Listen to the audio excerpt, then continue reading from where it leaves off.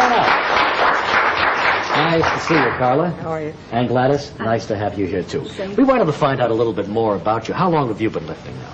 4.5 years. 4.5 years? And why did you get started? Actually, I saw the very first Olympia, and I just saw this one woman that I really sort of liked her body, and I said, I kind of like to look like her, and from there on, I didn't think it was going to go this far. Were you underweight or overweight at the time? I was a twig. A twig, really thin, huh? Yeah. Very thin. Is it hard work? Very hard work. A lot of discipline. And what is your training period like? 2.5 hours, 4 times a week. 4 times a week. Good. And Carla, congratulations, Ms. Olympia we have here. Olympia, she's the top. Yeah, that's terrific. And how long have you been training? Same amount of time as Gladys, except that I came from another competitive sport. I've been in synchronized swimming for 12 years. Oh, is that right? Yeah. And what prompted you to get involved? I was going to retire from swimming, and I needed some place to go. You know, you don't just drop from 8 hours a day of swimming into the 9-to-5 world. It's just, it's very hard to adjust. So I needed some place to go, and I was introduced to women's bodybuilding and asked what I thought about it. I entered my first contest 6 months before I started training, and I placed 5th in the best in the world out of 48 women. Good for you. Boy, you probably were so advanced because of all your swimming. Yeah, I did have a lot of muscularity. Now, what about the men in your lives? All of a sudden, nothing. I guess they don't want to talk about it, so I'm going to change the subject. So what about the men in your lives? Do you have a boyfriend? You start. God, he can't be that bad, can he? You can tell us about him. My social life really centers around the gym, unfortunately. And since I travel a lot, I really do not have time to maintain a good relationship. A relationship. And what about you, Gladys? You're sort of looking at him right next to you. You're kidding me. Yeah. Brian over here? Has he heard anything I've said so far? You're kidding. I didn't know that. You two guys.